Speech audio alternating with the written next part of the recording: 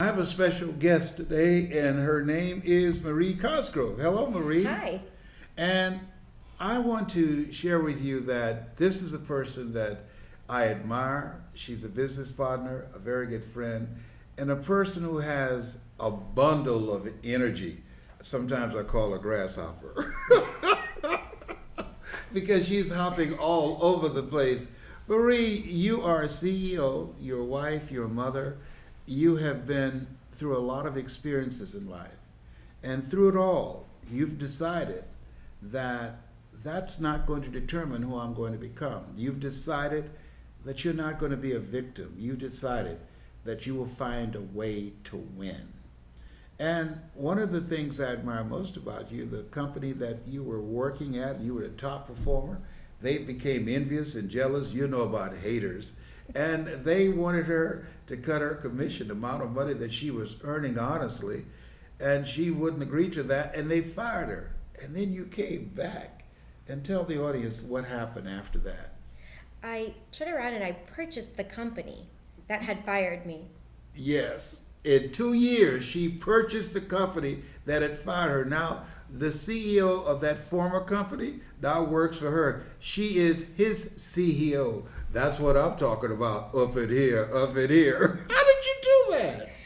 Well, when I got fired, I didn't have a choice to sit back and have a pity party. I had 4 children. You talk about you got to be hungry. Yeah. Well, literally, I was hungry. But not only me, my 4 children were hungry as well. Yes. I was the sole supporter. I had no support system.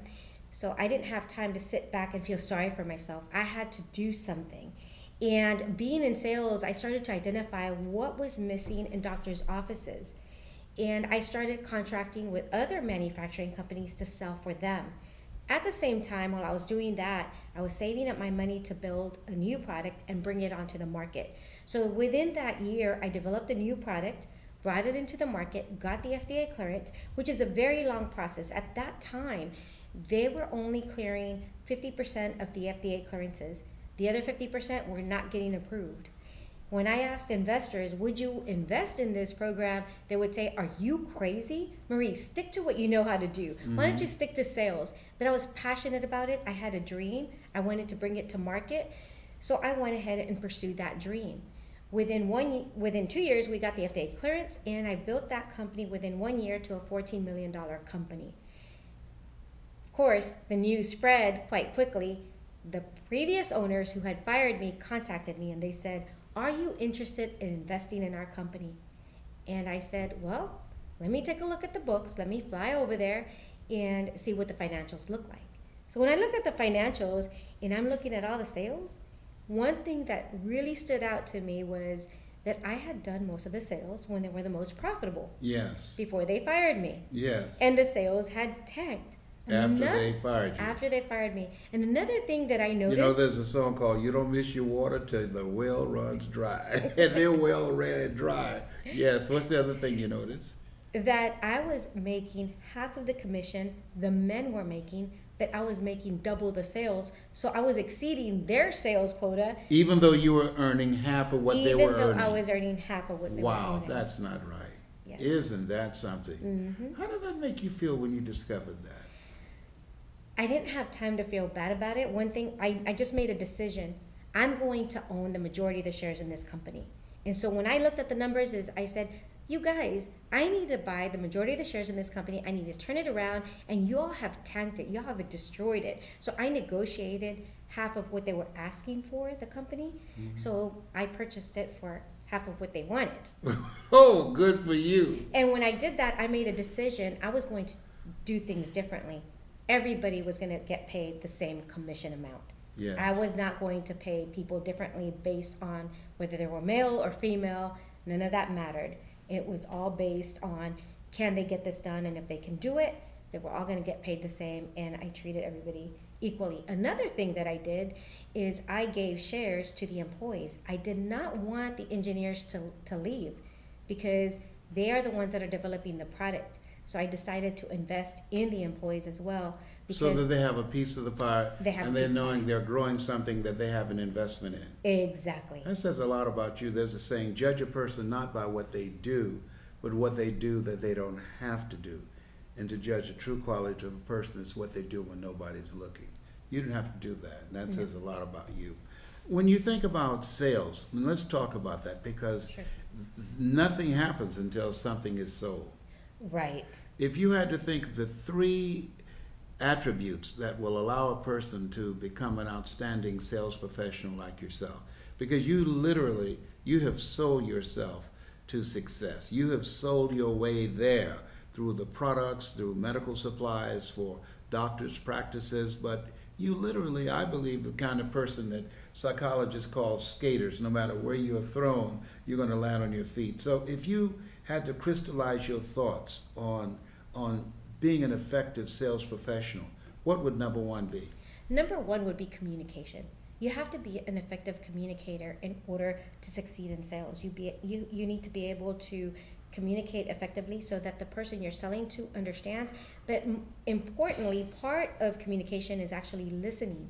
In sales, a lot of times you go in and you want to talk about your product. You're so excited and you're just like blah, blah, blah, blah, blah, talking about how wonderful your product is. And you're not listening to the customer. One of the things that I did is I listened to my customer. What were their needs? And I identified a solution for their problems and what their needs were. So that is the most important thing for me, is communication via listening to your customer. You know, I, as you know, train speakers, and one of the things I strongly believe, never let what you want to say get in the way of what your customer wants to hear. Conduct communications intelligence. So communication is one, and being a good listener to your customers and being able to give them what they ask for. What's number two? Number two is relationship building. Building a relationship. People talk about that a lot. How do you build relationships? One is through communication and listening. The other thing is about really valuing and caring for people. One of the things that I found in my industry, we're capital equipment, high dollar devices. You're talking about devices anywhere from $35,000 to $150,000. High-end products. High-end products. Yeah. What most salespeople would do is they would sell a high-end product and they would say buy and never keep in touch with their customer. And one thing that I did is I always kept in touch with my customers, because I know that customer, that relationship is so valuable. It is so hard to build that relationship. But most importantly, I know that most of my sales are going to come from referrals from that relationship. And so even doctors would tell me, what I appreciate about you is when I buy pieces of equipment that's very expensive, I never hear from the sales rep again. You keep calling on me. You keep updating me with news, with changes in regulation. So I would find out their business, their industries, what are some of the things that they needed to keep on that they didn't get easily, and I would provide that information for them just as part of building that relationship to help them out.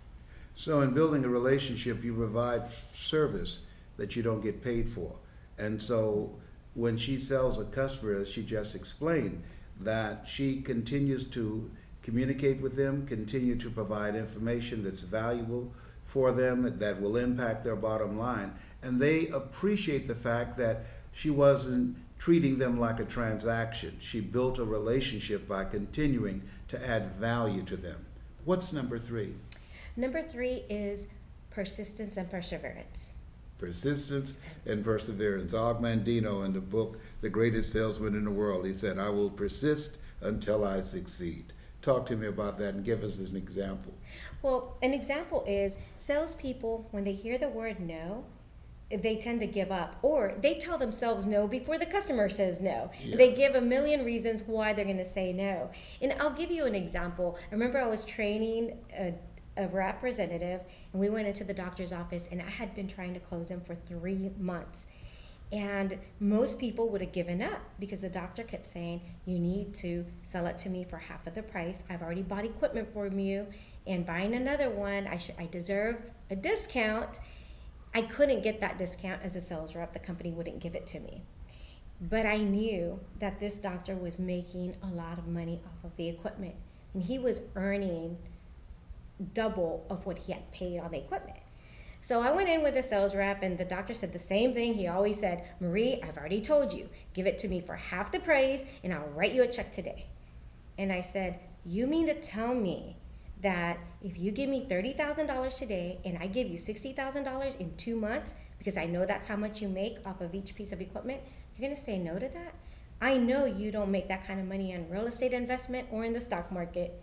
Guess what? He walked out the door, came back, wrote the check for the full price that I had asked. Because you had done an assessment and you had determined how much your product would provide for him, the profit margin, and he saw that it made sense for him to get it at the Exactly. price that you were offering it. Exactly.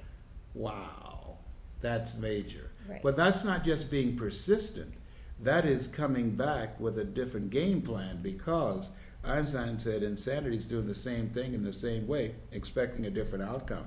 You didn't just come back asking him to buy the product. You came back armed with information that showed, there's an old saying, you take a horse to the water, you can't make him drink. But if you provide the right information, you create a thirst where he wanted to drink, and he wrote the check. Exactly. Exactly. Wow. As you look at yourself now and the goals that you want to achieve as a professional, what's next for you?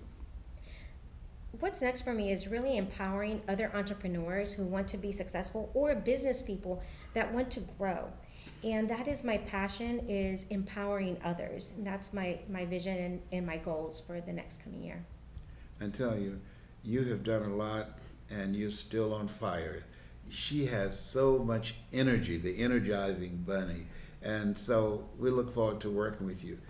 If you want to make it in sales or become successful in life, the 3 principles that she talked about are things that all of us can use each and every day in building relationships and doing our homework. Never let what we want to say get in the way of what the customer wants to hear. Listening to the customer, and the number 1 thing that you talked about, effective communication skills, being able to communicate and communicate in a way that your customers can hear you, but being able to listen to them first and bring back to them the things that they've shared with you, what's keeping them up at night, what's stressing them out.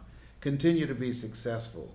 I want you to know that you put the M in mastery. Marie Cosgrove, thank you very much. You have something special. You have greatness in you. That's my story, and I'm sticking to it.